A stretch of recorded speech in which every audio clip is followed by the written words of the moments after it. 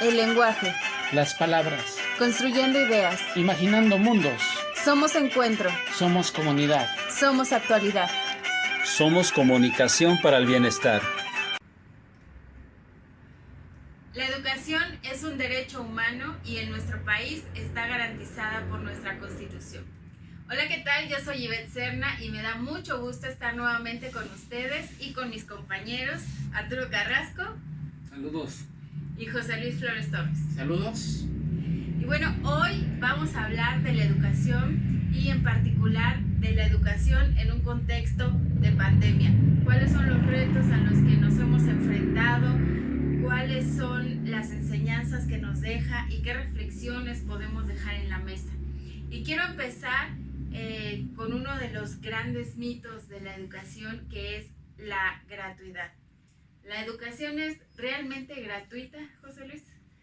Y como bien lo dices, creo que hay un mito ahí de que la educación es gratuita. En realidad no lo es a diversos niveles. Es decir, no nada más es el pagar o no pagar una cuota, sino hay una serie de gastos que genera ya el ir a una primaria, a una preprimaria, a una universidad, a una preparatoria o bien estudiar a una universidad, posgrado. Requiere pues una inversión, requiere comprar material, requiere, si estudias en una escuela privada, bueno, la cosa se pone un poquito más compleja porque tienes que pagar una cuota, etcétera. Entonces, me parece que incluso hay escuelas que sí te condicionan ciertas cosas si no pagas una cuota, incluso en primarias, en primarias públicas. Así que me parece que esa cuestión de la gratuidad de la educación me parece que sí es un mito, porque sí, estudiar me parece que sí es algo que requiere una inversión, ya sea en material, ya sea en infraestructura, y más ahora en pandemia. Me parece que ahí es en donde creo que se puede percibir muchísimo más esta brecha económica, que se traduce en una brecha tecnológica, que se traduce también en una brecha digital. Es decir, requieres como una serie de artilugios, una infraestructura que requiere una inversión de dinero para tener acceso a tomar clases, simplemente a tomar clases, ¿no? Ya la educación, bueno, ya es aparte, ¿no? Pero me parece que esa cuestión de la gratuidad sí termina siendo como un mito, ¿no? ¿Cómo lo ves, Eduardo?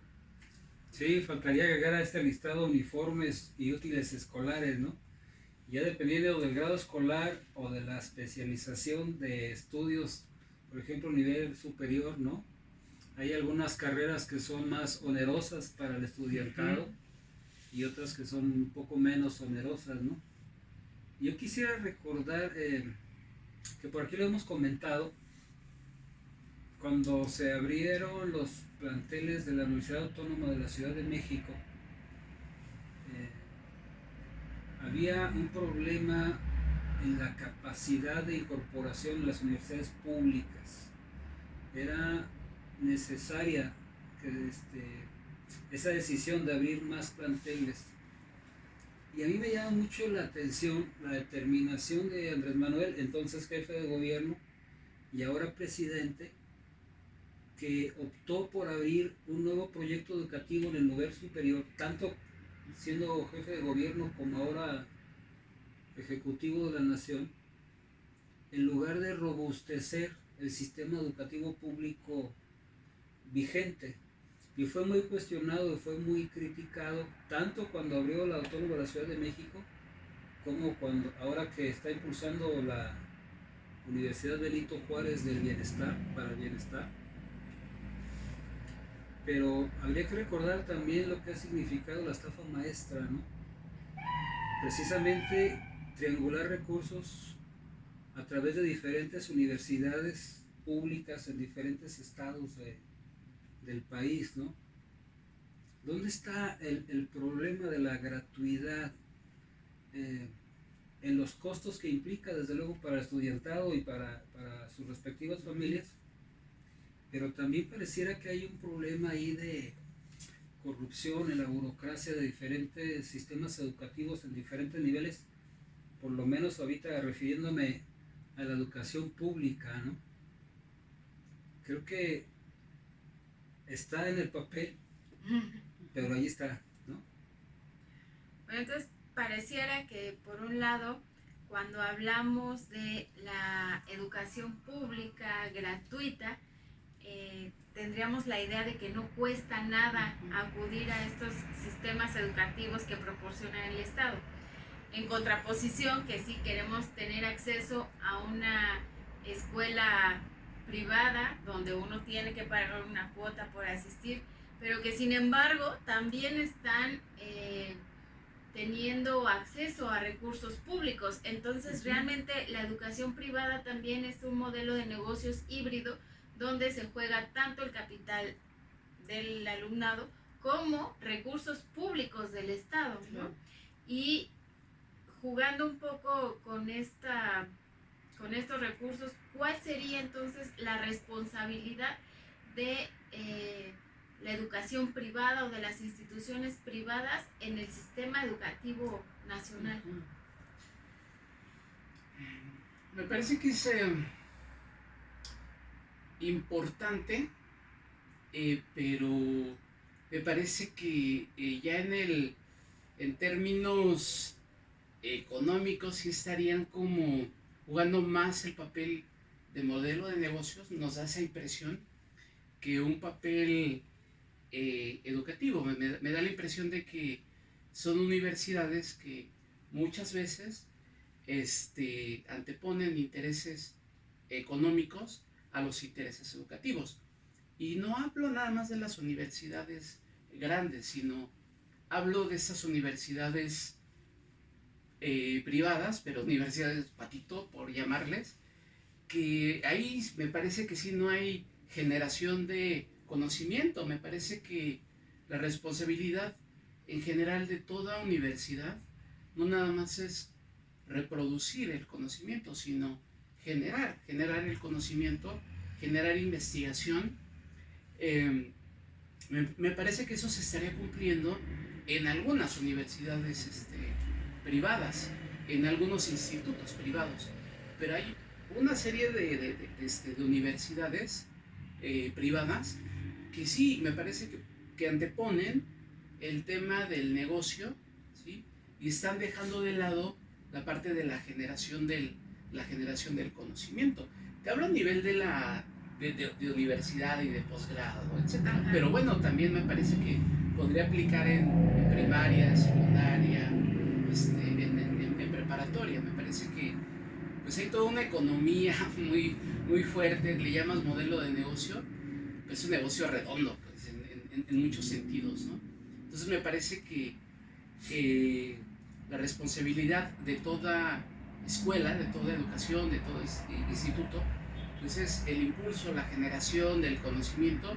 Y me parece que hay muchas universidades, hay muchos colegios privados que sí están, anteponiendo ese interés económico. Me da esa impresión.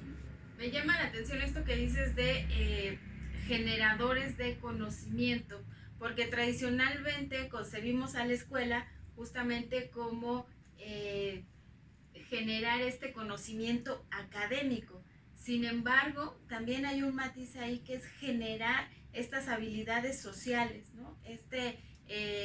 Preparar a los niños, sobre todo en los niveles básicos, preparar a los niños en estas habilidades sociales para poder integrarse de una mejor forma a su comunidad, a su núcleo social, desenvolverse pues en la comunidad. ¿Cuál sería este papel social de la escuela como institución? Antes de entrar a esa parte, yo quisiera agregar esto que comenta José Luis. Hay que recordar que el sistema educativo nacional enfrentó varios embates en las últimas décadas con una lógica de mercado. El sistema público fue de manera progresiva, desmantelada. La última reforma que se propuso durante la anterior administración, que se vendió como una reforma educativa, era una reforma laboral para los trabajadores de la educación en el sector público, sobre todo los niveles básicos. No era una reforma educativa, ¿no? Y lo mismo pasaba en las universidades, no nada más en los niveles básicos, ¿no? Hubo un cierto desmantelamiento, la incapacidad para incorporar a todos los aspirantes, por ejemplo, en el nivel superior. Hubo una serie de problemas, quizás recuerden, ¿no? No estoy muy seguro, hace aproximadamente unos 3 años, en donde hubo un error en el examen de admisión a la Universidad Nacional Autónoma de México. La universidad salió a reconocer que había un error en la clave de respuestas de muchos aspirantes al nivel superior. Y bueno, ahí como pudo incorporó a los que habían aprobado, y a muchos de los rechazados les dio una opción de revisión. Hay un desmantelamiento, me parece, por lo menos del anterior régimen deliberado, con el objetivo de privatizar la educación como un producto de mercado, ¿no? Eso me parece que debemos tenerlo ahí claro en el horizonte. Y bueno, hay una cierta intención de recuperar el papel rector del Estado. Entrando a lo que acabas de preguntar, en los niveles básicos, la convivencia en el plantel es fundamental para el desarrollo de habilidades de socialización de toda la población estudiantil. Pero no nada más en los niveles básicos, que es una parte importante, digamos, de los objetivos de estar compartiendo espacio, sino que también el intercambio de reflexiones en niveles superiores como la secundaria, bachillerato, etcétera, enriquece la misma dinámica de conocimiento y didáctica, ¿no? Las preguntas, los comentarios, el intercambio en el sentido estrictamente del conocimiento, además de este currículum oculto, como le llaman algunos pedagogos, la puntualidad, el cumplimiento, el trabajo en equipo, etcétera, etcétera, ¿no? Y que bueno, ahora la pandemia ha limitado muchísimo todo esto, ¿no? Sí, ahorita que tocas precisamente el tema de la pandemia, José Luis, en este contexto de confinamiento, la educación ha sido uno de los temas que más se ha discutido, que más se ha analizado, porque el papel de la escuela como institución, pues ahora tiene todos los reflectores de lo que significa en el desarrollo de la vida social, ¿no? La Claro. importancia de la escuela, pero también nos está como dejando en evidencia algunos vicios que ya traía ahí el sistema educativo. ¿Cómo ves estas, digamos, revelaciones que nos ha hecho la pandemia sobre el sistema educativo? Fíjate que antes de la pandemia y antes de toda esta crisis, por así decirlo, ya había formas de educación que se les llamaba ejecutivas, a distancia, etcétera, en donde no era tan presencial, es decir, ibas de repente por lecturas, por textos a responder exámenes, etcétera, que no se requería tanto como estar en el aula de manera presencial, etcétera. Pero me da la impresión de que no funcionó del todo. Y me da la impresión de que no funciona del todo porque a final de cuentas me parece que a la gente le gusta, le llama la atención la convivencia, es decir, el intercambiar, el convivir, etcétera. Me parece que la escuela también es un importante espacio para la socialización. Entonces, cuando llega la pandemia, bueno, cambia mucho la situación. Y me parece que la pandemia viene a hacer evidente muchos de los problemas que ya venía arrastrando el sistema educativo nacional. El papel del maestro, desde luego, los programas de estudio, las formas de evaluación, la utilización de la tecnología ya en un sentido académico. Me parece que hay toda una serie de problemáticas que se hicieron bien evidentes a partir de la pandemia. me parece que hay un primer momento, el primer mes, los primeros 2 meses, en donde me parece que los profesores tuvimos que improvisar en muchos sentidos, ¿no? Es decir, cursos de capacitación, express, enseñamos a utilizar las plataformas para dar clase en línea, formas de evaluar a partir de ese tipo de dinámicas. Entonces, como que todos nos pusimos medio histéricos para dominar las plataformas, para evaluar de la manera más justa, de la manera más justa posible. Y me parece que eso requirió un esfuerzo a todos niveles. Me parece que el esfuerzo no nada más estuvo centrado en la universidad, sino también en el profesor, en el alumno, en los directivos, en las propias familias, etcétera, ¿no? Ahora, me parece que muchas de las instituciones educativas como que dieron por hecho muchas cosas, ¿no? Dieron por hecho que el profesor pues tenía en su casa ya el sistema de internet, ¿no? Ya la línea de internet, que tenía una computadora, que tenía la capacidad como para poder arrancar el programa para hacer enlaces a distancia, ¿no? Lo mismo el alumno, es decir, asumió que el alumno tenía una computadora y que podía tomar la clase así. Y muchas veces no sucedió así. Sí. Entonces eso vino como a colapsar en muchos sentidos, pues esa serie de problemáticas que ya venía arrastrando, insisto, el sistema educativo nacional, ¿no? Los hizo más evidentes, los puso en pantalla. En pantalla.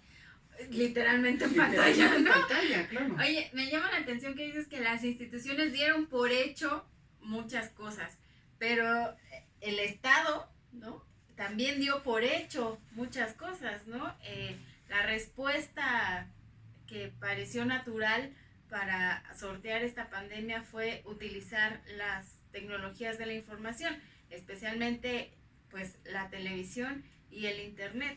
Sin embargo, dio por hecho que no existe una brecha digital en este país, o dio por hecho que todas las comunidades tienen conexión a internet, dio por hecho que todas las familias en este país tienen un smartphone o tienen una televisión en su casa, o señal de televisión incluso, ¿no? También se dieron por hecho muchas cosas.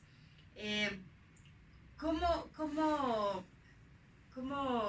vislumbras tú esta respuesta que se dio para enfrentar esta crisis, que obviamente pues era inédita y era un panorama desconocido, pero que ya llevamos un año, que se supone que ya tendríamos que tener un aprendizaje, pero no parece que vaya evolucionando?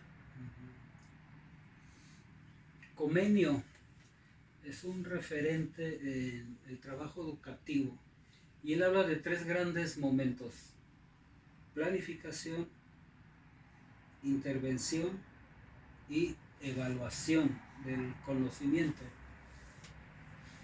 Y él lo dijo hace ya varios años, Y la planificación normalmente tenía que ver con los recursos, diríamos hoy, tecnológicos, didácticos, pedagógicos para dar clases, ¿no? Pizarrón y gis era lo que Comenio tenía en mente. Bueno, ahora ya usamos pintarrón y marcador borrable, proyecciones, presentaciones, rotafolios, etc. Y ahora las condiciones de la pandemia pues pusieron en crisis, la civilización occidental en general y la educación como parte de ello. La televisión tiene todavía mayor cobertura que la que puede tener internet. En un país de 126 millones de habitantes se calcula que hay 80 millones de usuarios de internet, o sea, todavía hay 46 que no tienen acceso a internet.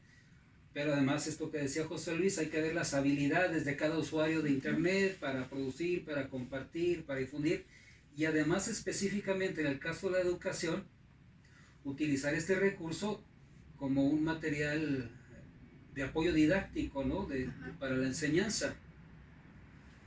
Además de que se pierde la interacción que comentábamos hace rato en el aula, el intercambio de impresiones, de preguntas, de opiniones, de comentarios sobre lo que se estaba trabajando en cada materia respectivamente, el dominio de las tecnologías o la limitación en el dominio de las tecnologías, pues ha venido a evidenciar un rezago educativo, pedagógico, didáctico, que sí pasa desde luego por el profesorado, pero también por el alumnado, ¿no?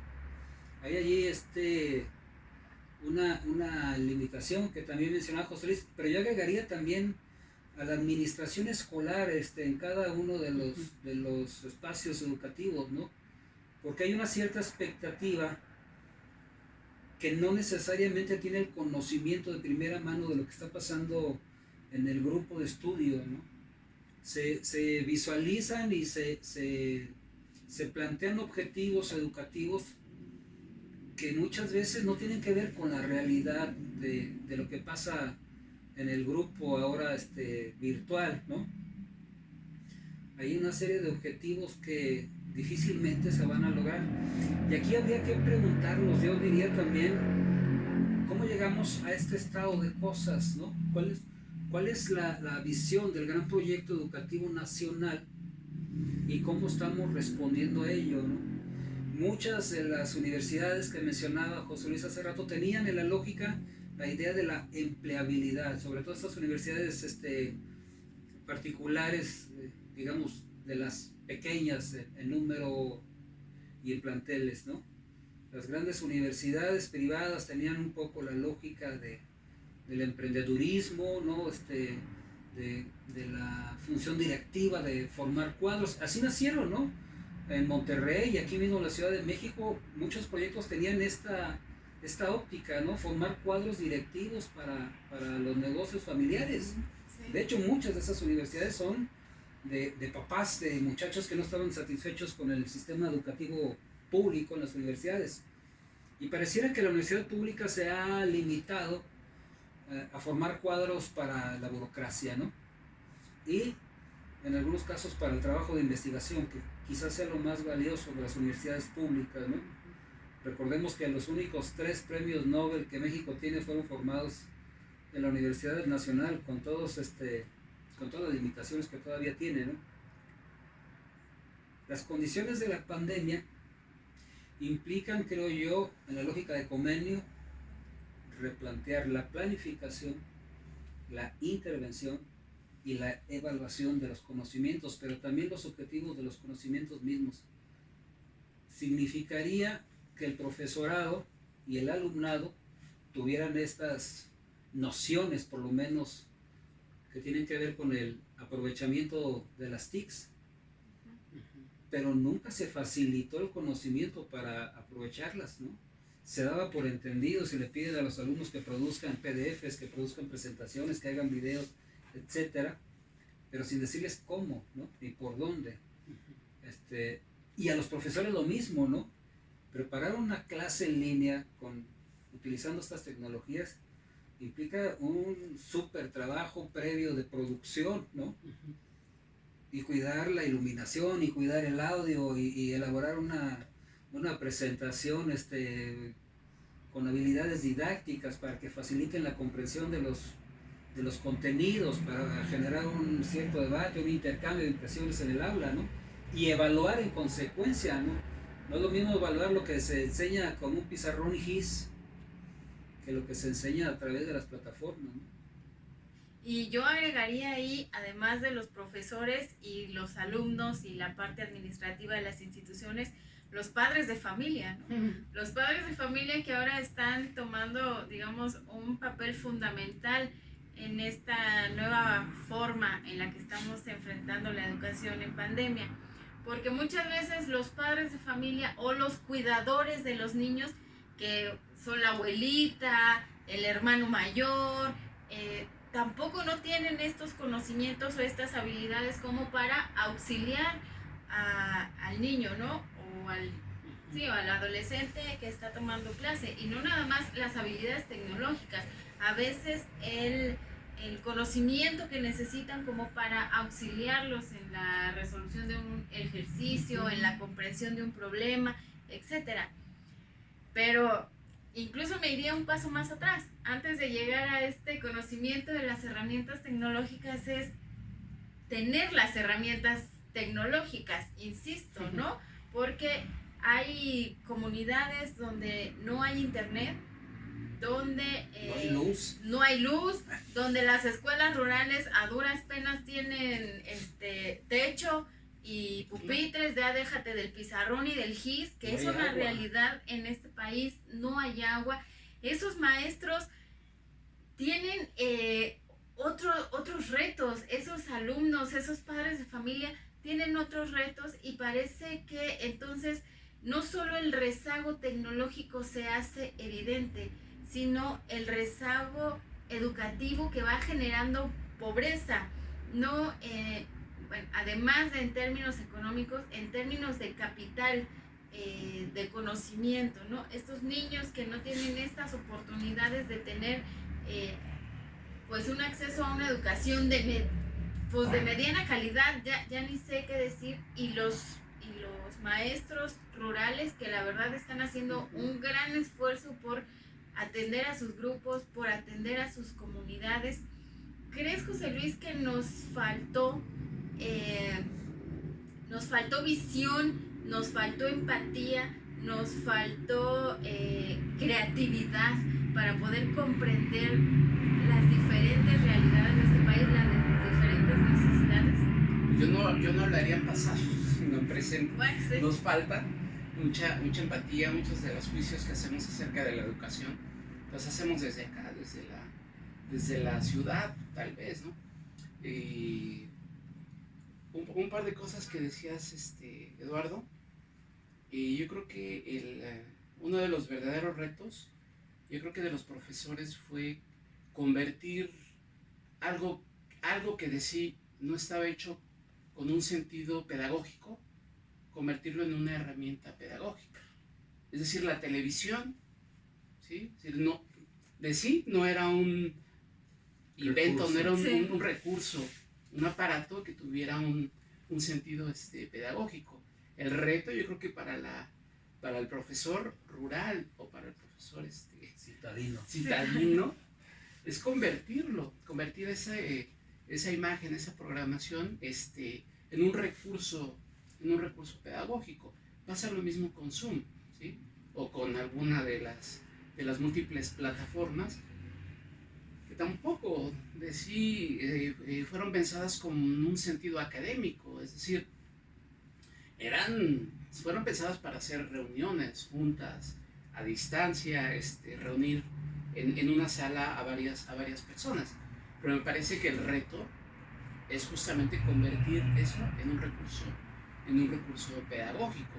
Ahora, los recursos que estarían ocupando ya en las comunidades rurales, a mí me parece que sí es un tema ahí bastante heroico, ¿no? El trabajo que están haciendo los profesores rurales, desde luego, haciendo visitas casa por casa, haciendo uso de la creatividad, de WhatsApp, de un buen de cosas como para poder hacer llegar el conocimiento a los niños, ¿sí? Y también otra cosa que comentabas, que sí me gustaría como que hacer matices.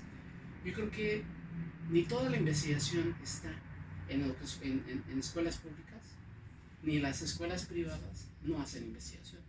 Si yo conozco por ahí 2, 3 institutos y universidades que hacen investigación y que la hacen en serio.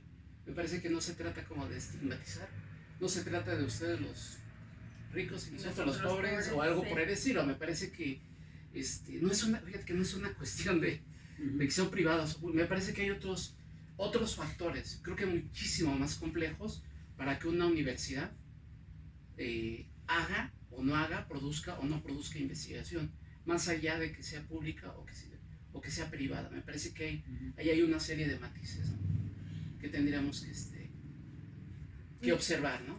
Eso me parece bien interesante, porque justamente pareciera que esta situación complejiza la forma en la que concebimos el sistema educativo o el modelo educativo. Digamos, antes de pandemia pareciera que el sistema educativo es uniforme y entonces todos los que se integran a él se vuelven uniformes, ¿no? Pero no es cierto.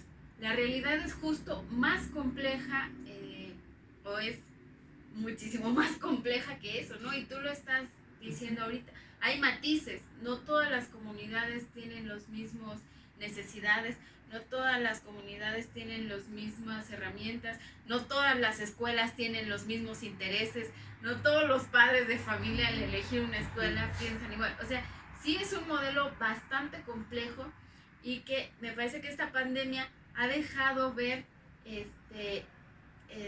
develar estos mitos, ¿no? Que la educación no es igualitaria, no es gratuita. Y regreso a este punto porque hemos hablado aquí que estamos utilizando herramientas tecnológicas al por mayor, ¿no? Parece que cualquier innovación que sale hay que adaptarla a la pedagogía y entonces utilizarla.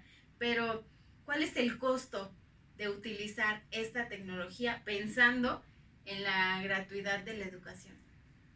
Bueno, de entrada hay que tener un equipo que ya significa una inversión, hay que tener la conexión a internet que significa otra inversión, hay que tener electricidad que significa otra inversión, hay que tener un espacio más o menos que posibilite el proceso de enseñanza y aprendizaje, que es otra inversión, y que desafortunadamente no en todas las familias esto es posible, ¿no? 2 o 3 hijos por familia en diferentes grados de escolaridad, entonces significa también 2 o 3 diferentes tipos de equipo o alternarse el equipo, etcétera, ¿no? Y bueno, imagínate lo que mencionabas antes de entrar a cuadro, ¿no? Además, las familias donde el papá o la mamá son parte del profesorado, Sí, ¿no? Implica otro equipo, mejor conexión, mayor ancho de banda, etcétera, etcétera, ¿no?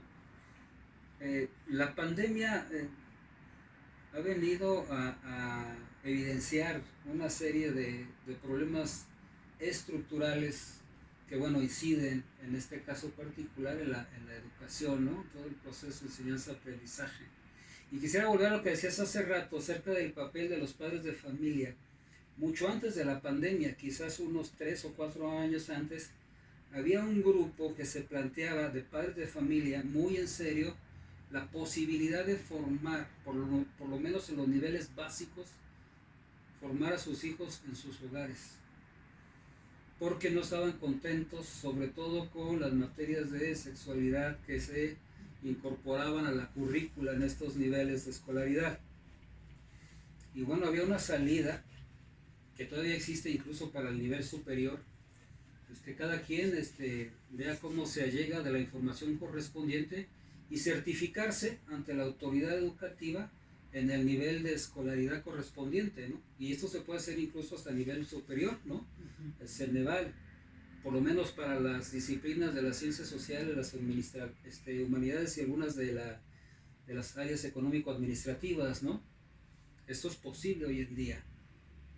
Ahí habría que ver cuáles son los criterios curriculares de evaluación para cada nivel, ¿no? Que tienen una lógica sistémica de lo que hemos heredado todavía, ¿no? Me parece importante la idea de matizar, desde luego que sí hay trabajo de investigación, aunque también habría que ver cuáles son las líneas de investigación que estos institutos de la iniciativa privada procuran, ¿no? Ahí habría que ver si es noble los objetivos que se plantean o son utilitaristas, ¿no? A mí me parece que es un poco la crisis que detona la pandemia, en particular caso de la educación. ¿Hasta dónde estamos generando un conocimiento de la realidad para poder transformarla? La pedagogía de la liberación también de Freire, ¿no? ¿Cuáles son los objetivos curriculares determinados en los diferentes planteles educativos, ¿no? ¿Cuál es la intención de formar algunos profesionistas en diferentes áreas del saber? Y cómo esto tiene un beneficio real para la sociedad y para el propio estudiantado, ¿no? Y bueno, ahí nos planteamos en otra situación, ¿no? Ahora sí que ahí es echarnos triple salto mortal, ¿no? Así como decir que toda la investigación de escuelas públicas tienen un interés macabro, o un interés meramente... Que nadie dijo el todo, ¿eh? Sí, habría que ver, sí, y me parece que también en las escuelas públicas habría que hacer esa misma evaluación, ¿no? Me parece que en general la investigación muchas veces responde como a diversos intereses. Me parece que ese fenómeno sí se replica en las universidades públicas. Me parece que no es un problema que involucre solo a la universidad privada. Me parece que hay muchas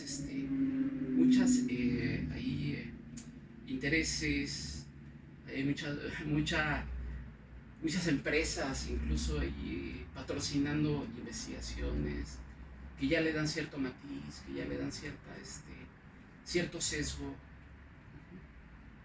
en escuelas, en universidades privadas y en universidades públicas. Sí, así creo que sí es bien importante matizarlo.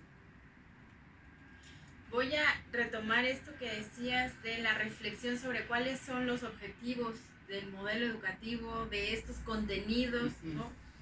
Porque para llegar a la grabación de este programa conversamos con algunos profesores que nos dieran sus impresiones de cómo ellos han vivido pues en la primera línea de batalla, ellos también, igual que los médicos, esta situación.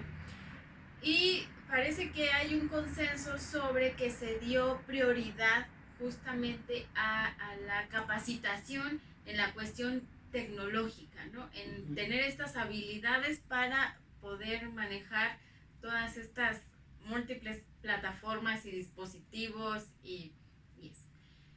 Pero a la par de ello, además de una excesiva carga curricular de capacitaciones, también se les llenó de una excesiva burocracia, ¿no? Formatos que habría que llenar, evidencias que tenían que pedir,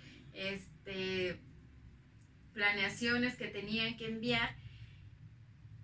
Y hasta el final de toda la lista de enfrentar esta pandemia, estaba justamente los contenidos, la calidad de los contenidos. No hubo una reflexión sobre cuáles tendrían, si esta situación debería traer un replanteamiento de la tira curricular, de los contenidos, qué pasaba con estas comunidades estudiantiles o todas estas comunidades que se generan alrededor de la escuela, ¿no? Me parece que algo tan importante se dejó en el olvido, se dejó en el último escala de prioridad. Entonces yo aquí te voy a hacer una pregunta, tú como profesor, ¿cómo enfrentaste aquellos primeros meses y cómo enfrentas ahora esta batalla en primera línea? Sí, es complejo, creo que más de uno aquí. Y esos primeros meses fueron medio paranoicos, creo que todos nos pusimos medio histéricos, en el sentido de que habría que replantear formas de evaluar, habría que replantear recursos pedagógicos, habría que replantear la presencia del profesor en clase virtual. Habría que replantear una serie de cuestiones por ahí, y nos llenaron como de horas de capacitación con titis, muchísima capacitación, y creo que nos pusimos histéricos, profesores, las propias universidades, los propios directivos, los propios coordinadores, los alumnos también entraron como en un periodo como de incertidumbre, ¿sí? ¿Esto funciona? ¿Lograré dar el ancho en esta nueva forma de educación, de tomar clase? Pues había como más incertidumbre que certeza. Desde luego estábamos dando ahí otro triple salto mortal por ahí hacia algo que pues tuvimos que ir improvisando, y mucho lo tuvimos que ir aprendiendo sobre la marcha, ¿no?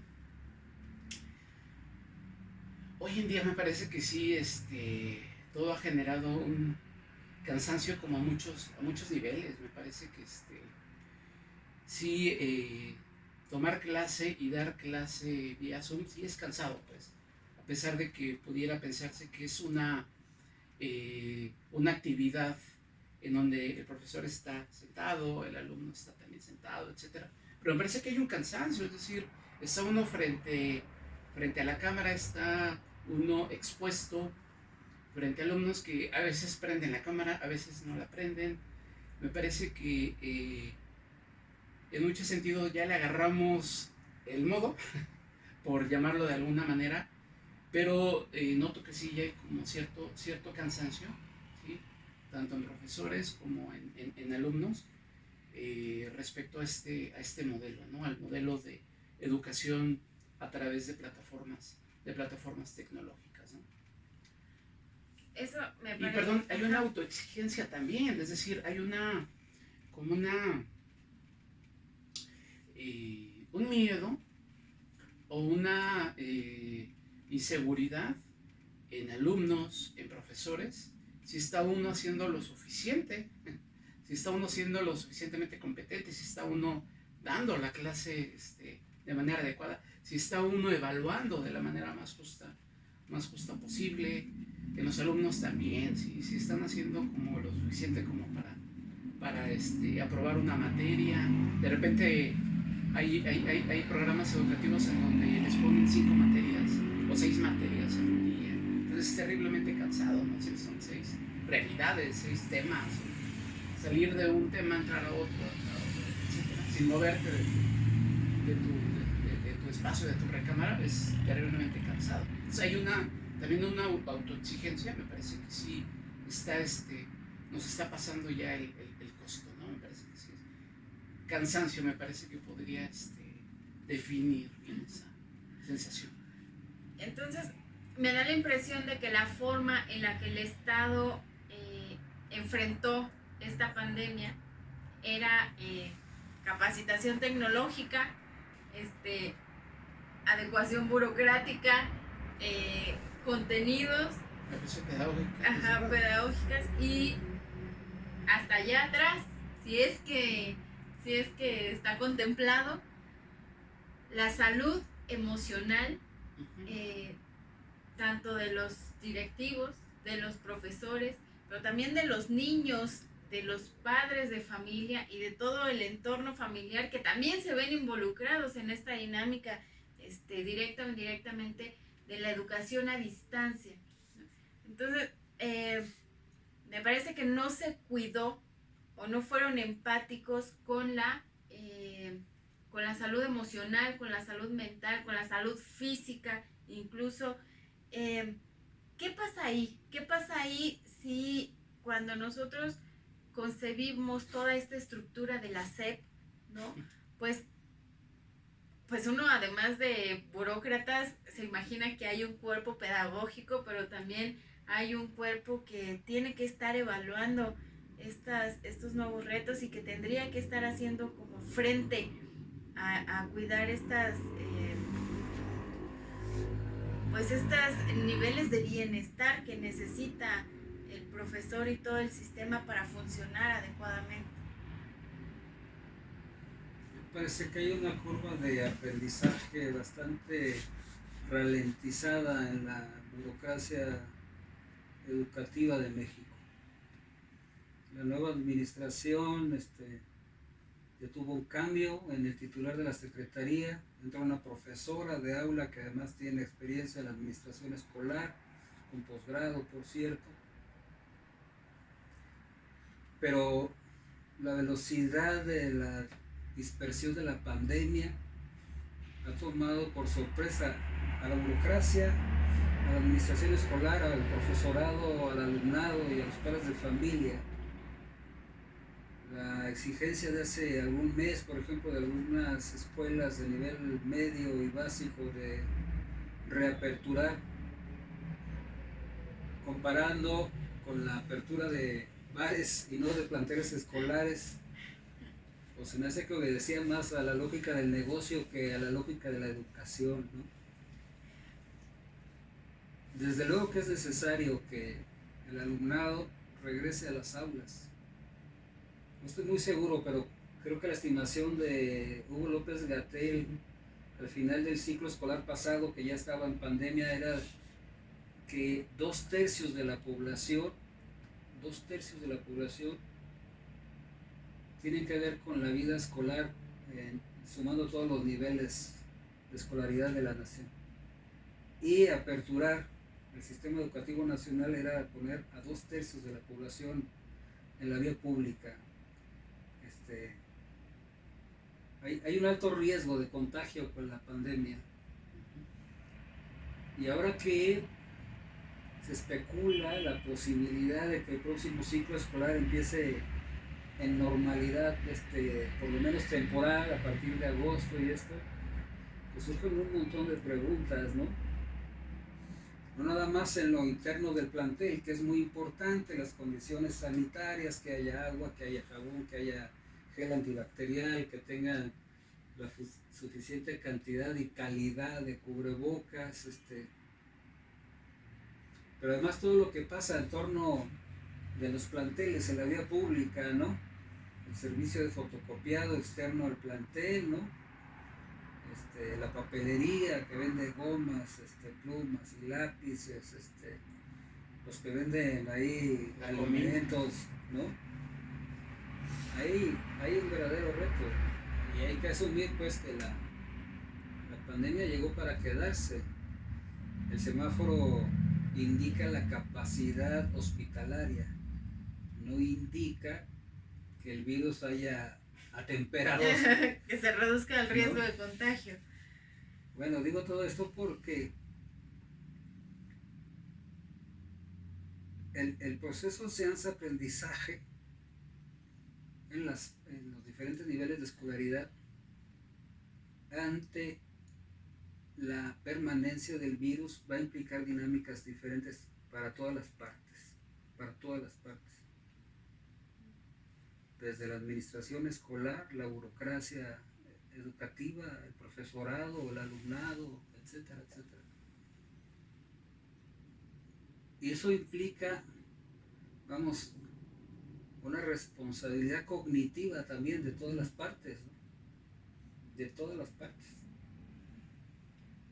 Decía yo hace rato que este virus es una maestra con muy mal carácter a lo mejor, pero está dando una enseñanza que desafortunadamente si no la aprendemos, pues nos va a reprobar.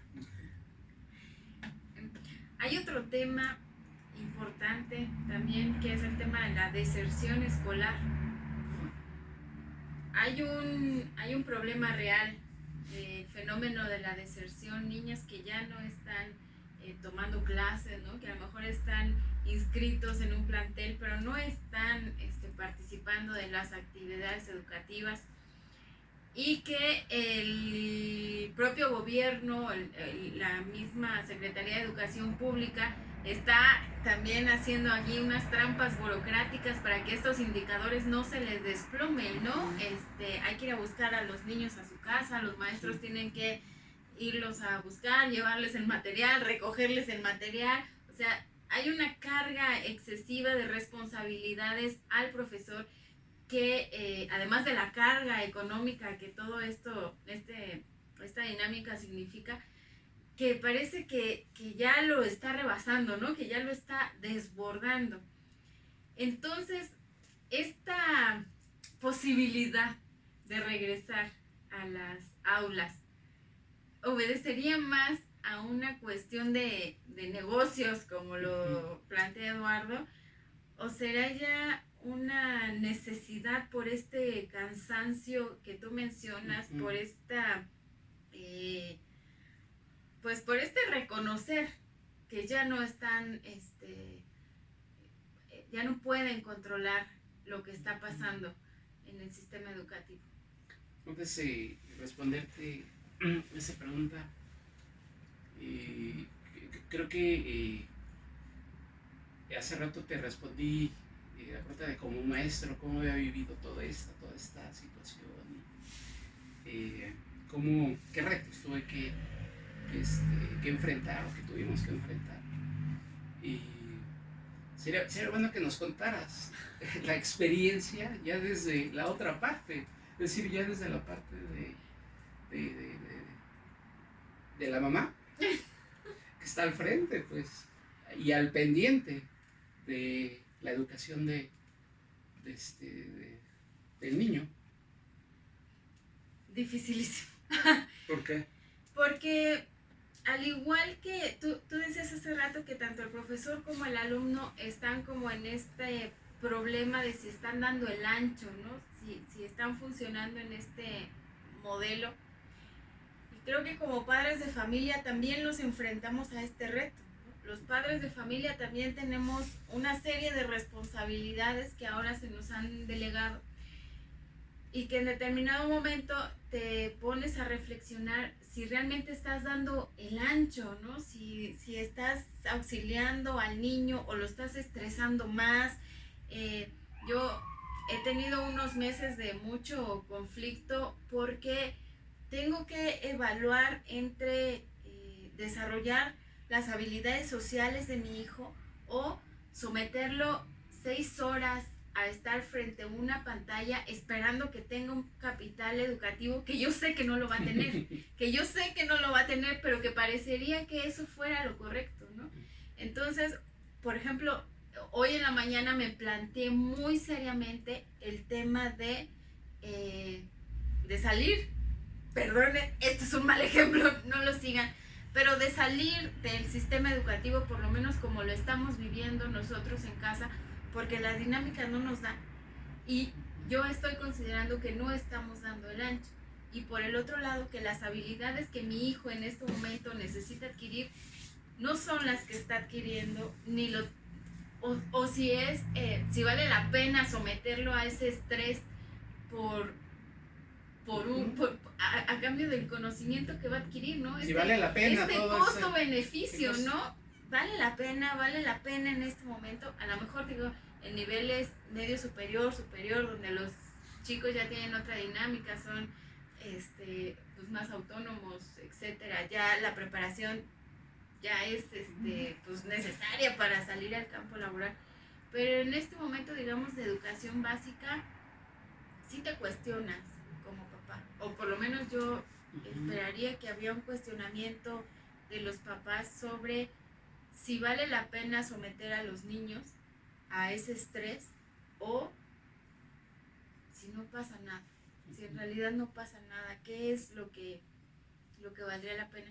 Yo escribí un artículo, perdón la autorreferencia, pero hace un par de meses escribí un artículo sobre la visión de Aníbal Ponce en la educación, y yo planteaba el tema de por qué no aprovechar este momento más que para insistir en la adquisición de conocimientos académicos, ser un poco más creativos y a lo mejor buscar la adquisición de saberes, ¿no? De esta serie de conocimientos que a ellos les den las herramientas para relacionarse mejor con su comunidad, relacionarse mejor con su entorno natural. Hablábamos hace 8 días de la tierra, ¿no? Estos saberes de si vale la pena enseñarle a cultivar, si vale la pena enseñarle a criar animales de granja, o sea, recuperar otras formas de educación que no tienen que ver con el modelo pues, tradicional, ¿no? Lo que esperamos que sea el conocimiento que se adquiere en esta escuela. Decías al principio que la escuela es un elemento para la enseñanza de la socialización y no lo está cumpliendo.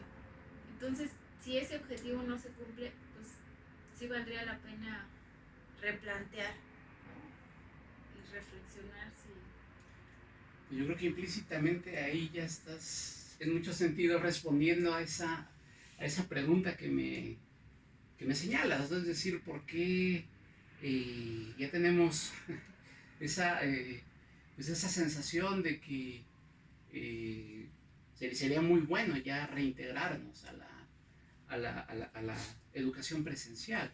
Me parece que todos estamos como en esa incertidumbre, si ha valido la pena, si el sistema educativo funciona, si es suficiente lo que he hecho, el cansancio, el dominio de la tecnología, la inversión de dinero, y por otro lado, pues somos seres sociales, ya desde la perspectiva del Homo sapiens.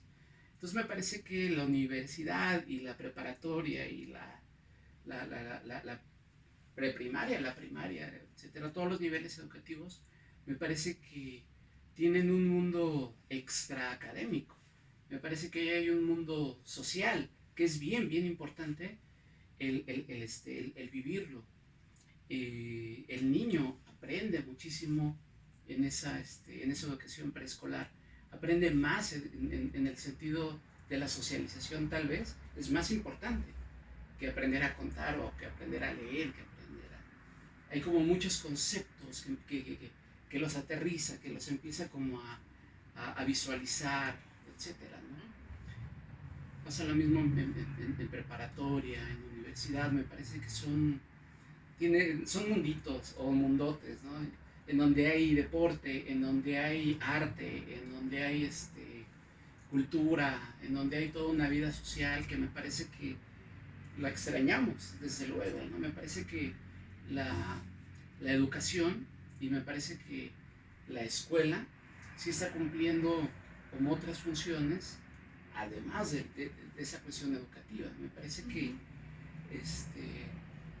podemos cuestionar los contenidos, podemos cuestionar como muchísimas cosas, pero me parece que sí es bien, bien importante la escuela a todos niveles como ese espacio de socialización, como ese espacio de vida, como ese espacio en donde hay generación de conocimiento, de investigación, espacios deportivos, espacios culturales, hay toda una vida bastante, bastante interesante. Es mucho lo que genera la educación. Y por otro lado, te voy a contestar también como mamá. Tienes la oportunidad, si hay algo positivo de este sistema, tienes la oportunidad de vivir justamente el modelo educativo. O sea, de ver cuáles son los contenidos, de ver cuáles son los enfoques, de ver cómo se va conduciendo a los niños, ¿no? Y un ejemplo sencillo es que los días pasados están haciendo un ejercicio sobre el acta de nacimiento, ¿no? Y una de las preguntas del libro de texto era, ¿esos datos se pueden modificar alguna vez? Entonces viene mi hijo y me pregunta, y yo le digo... ¿En la vida real o en la vida? Yo le dije, sí. ¿Por qué? Pues porque te puedes cambiar el nombre, porque te puedes cambiar el género, porque ya nada está escrito en piedra. Sin embargo, la maestra te puede decir que no. Entonces, esas cuestiones que parecían como muy insignificantes, realmente están también contrastando los modelos educativos tradicionales con las nuevas, digamos, visiones, de las nuevas formas de concebir la realidad social, ¿no? Y cómo cada familia, pues digo, va teniendo sus propias dinámicas de educación. Y estoy de acuerdo con Eduardo, me parece que es arriesgado regresar a la escuela. Hay ejemplos en Europa de países que decidieron reabrir las escuelas y fracasaron, tuvieron que cerrar porque el riesgo está. La vacunación o que estemos en amarillo o en naranja no significa que el riesgo de contagio es menos, significa que hay más camas disponibles. Entonces me parece un riesgo. Me preguntabas hace rato, si te dijeran, bueno, a ver ya, el lunes empiezan las clases, ¿mandarías a tu hijo? No, pero si me dijeran, el próximo ciclo escolar vamos a seguir igual, ¿mandarías a tu hijo? No. ¿Sí? O sea, estoy en un año de evaluación donde considero que el modelo educativo como está, en contraste con el riesgo de pandemia, híjole, yo creo que soy un mal ejemplo de madre de familia, pero no sería la opción el sistema educativo en mi caso, por ejemplo. Hablando del libro o texto, fíjate, por ejemplo, ese me parece un referente acerca de cómo la curva de aprendizaje es lenta en esta administración y la dinámica de la pandemia está acelerada. Todavía no se conocen los contenidos, pero hay una pregunta que los especialistas se hacen. ¿A qué programa obedecen? ¿Al de 1990, que se supone que es más o menos el vigente? ¿Al propuesto eventualmente a través de la reforma educativa que dijimos hace rato? No era una reforma educativa, sino una reforma laboral para los trabajadores de la educación, o a la visión de la cuarta transformación. En cualquiera de estos escenarios, cualquiera que sea, se elabora un libro de texto gratuito para el nivel básico a nivel nacional sin tener los objetivos curriculares para la enseñanza. Bueno, ahí se están haciendo las cosas al revés, están poniendo a los bueyes detrás de la carreta.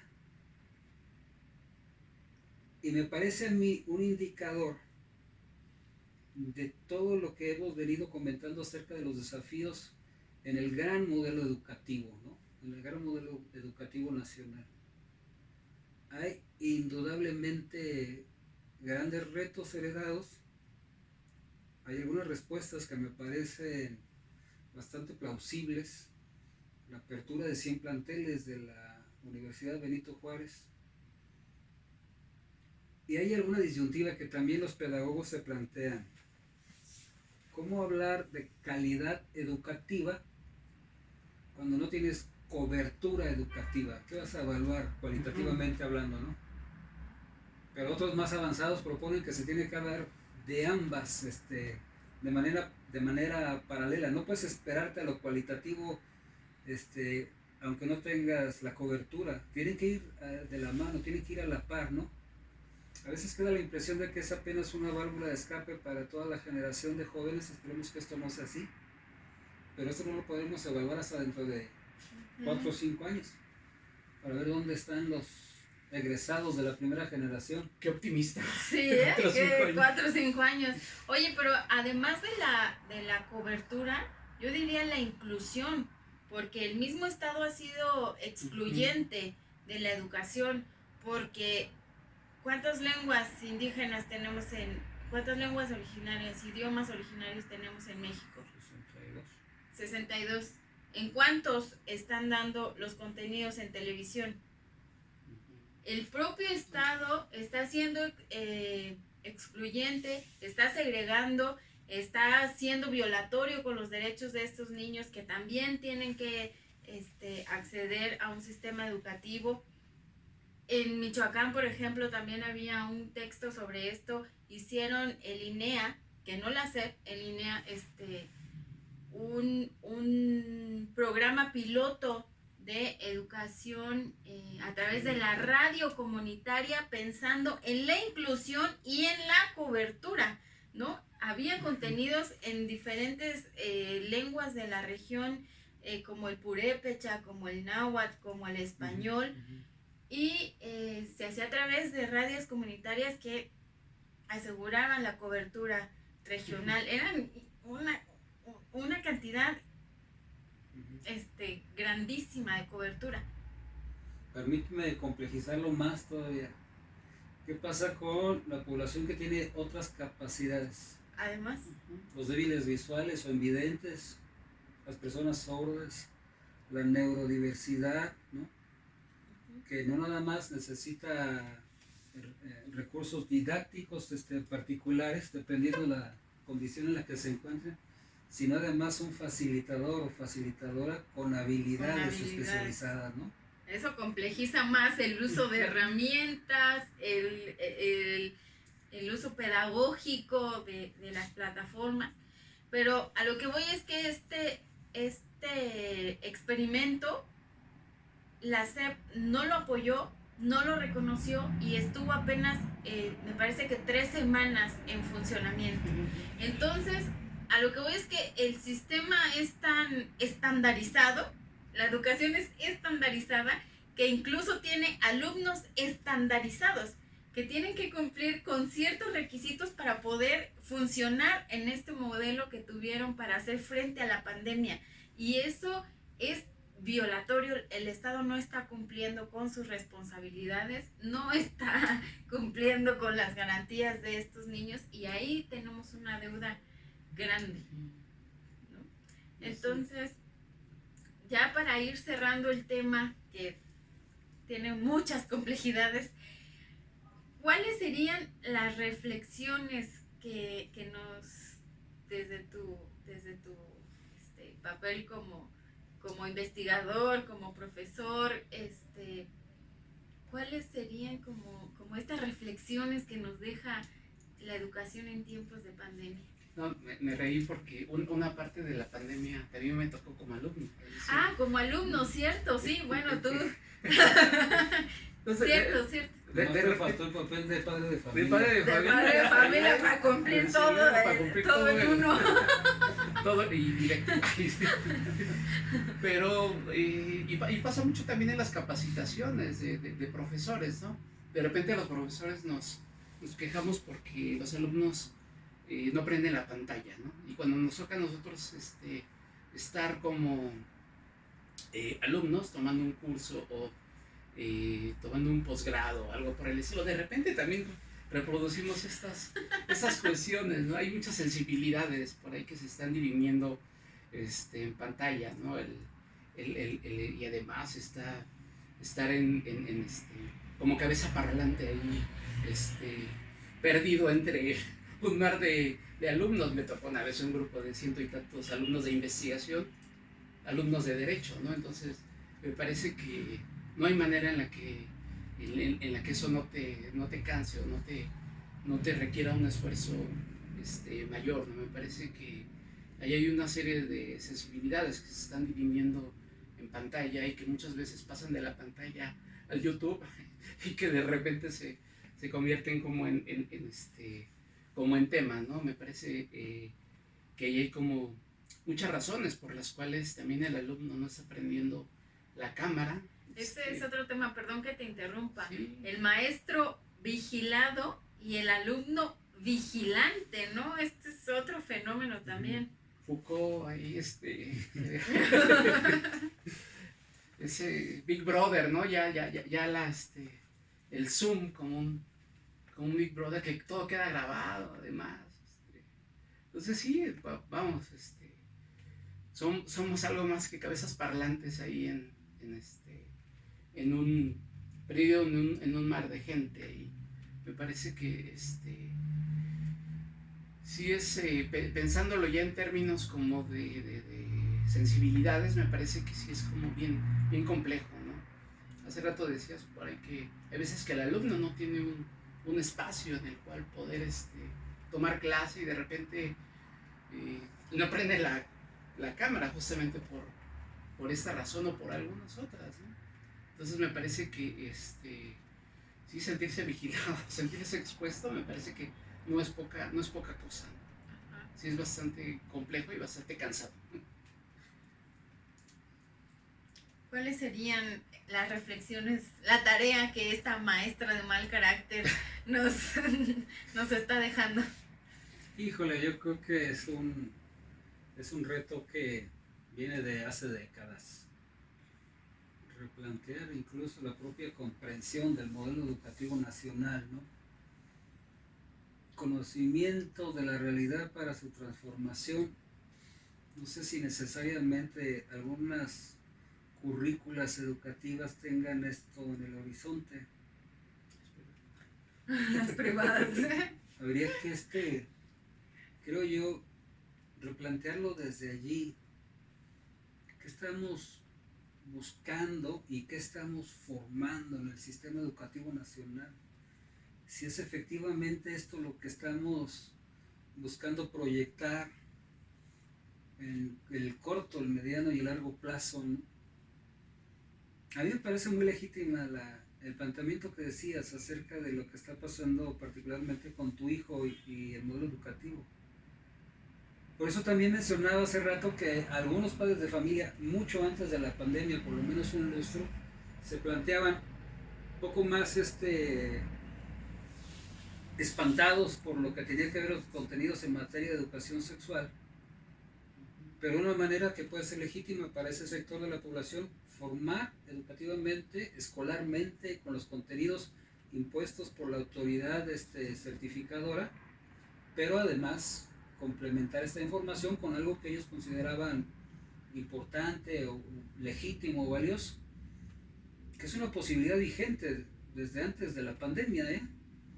Es una posibilidad real. Cualquier persona puede presentar estos exámenes y si los acredita se va certificando en los diferentes grados escolares, los diferentes niveles. A mí me parece que esta maestra de mal carácter, además de enseñarnos a tener una convivencia interpersonal más responsabilizada del otro, de la otra edad, también nos da una valiosísima oportunidad para preguntarnos precisamente acerca de los contenidos y de los objetivos en todo el sistema escolar. Y del papel del profesor que hablábamos hace rato, Pues del magíster todo el sistema, diría yo, ¿no? y del alumno. Sí. Y de los padres, Y de los y de padres, todos de una vez, ¿no? El profesorado me parece que es el eslabón de la cadena donde recaen todas las tensiones, pero es el eslabón donde recaen las tensiones. Sin embargo, esta cadena tiene muchos más eslabones, ¿no? Creo que le hemos cargado una responsabilidad mayor al profesorado, cuando todos los involucrados que se han mencionado aquí, más los que se nos escapan, tienen responsabilidad en todo lo que está pasando en el proceso educativo, ¿no?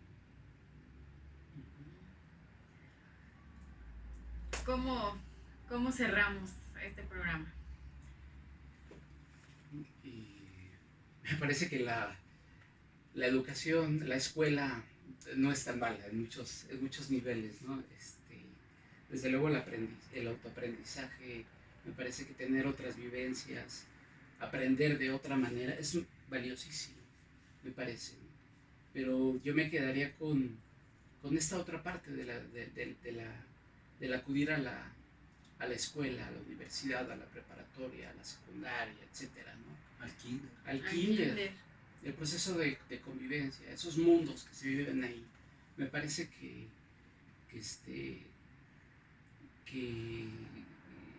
sí, los niños, los adolescentes no tendrían por qué privarse, pues, de esa experiencia. Me parece que va más allá de lo académico.